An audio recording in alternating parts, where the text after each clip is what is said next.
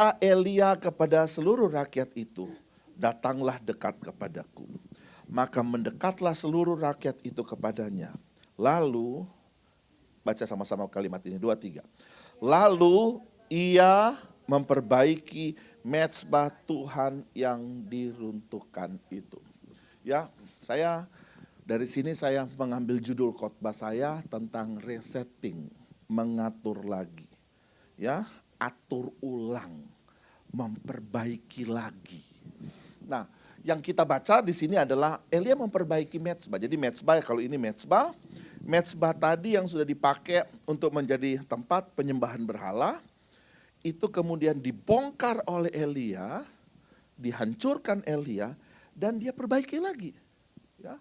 Waktu dia perbaiki, dia atur lagi, dia taruh korban persembahannya di situ, ya kemudian dia taruh air untuk membuktikan nggak mungkin ini ada api yang bisa menyala.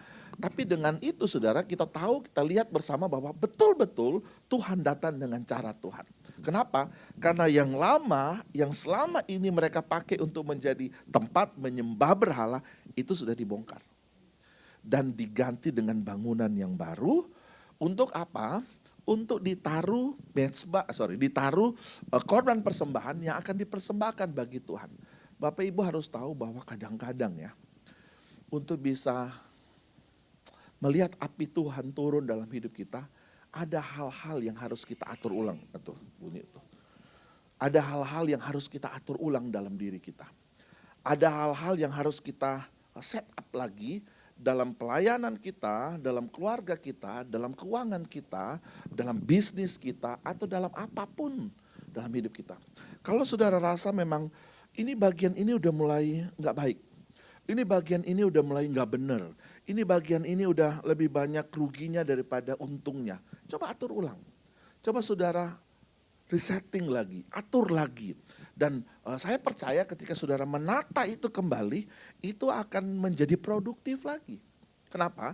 Karena dengan kita mengatur ulang, saudara yang biasa kerja, punya perusahaan, saudara yang biasa kerja, atau mungkin juga dalam hubungan suami istri, mengelola keuangan, banyak kali kita mengelola keuangannya bukan berarti pendapatan yang kurang, bukan. Tapi mungkin kita harus atur lagi cara mengelola keuangannya.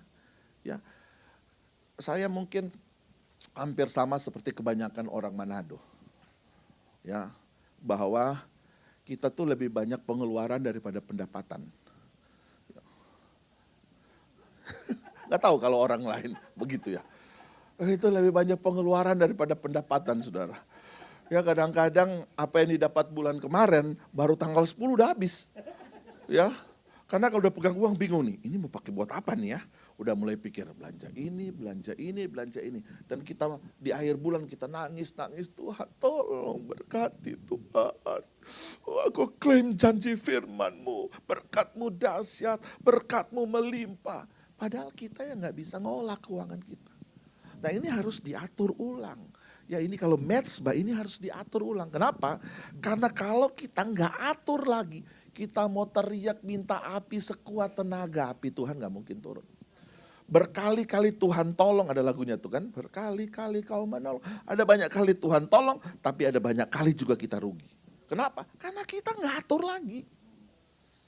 Benar? Berapa banyak kali saudara Tuhan kasih kesempatan. Tuhan udah kasih kesempatan nih, Tuhan udah kasih promosi, tapi begitu terus. Ya.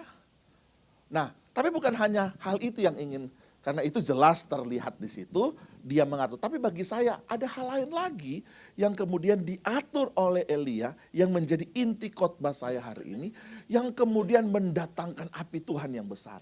Saya yakin, kalau Bapak Ibu Saudara belajar kebenaran ini, selain dari mengatur kembali mezbah Tuhan, ya, saudara pasti akan melihat api Tuhan turun.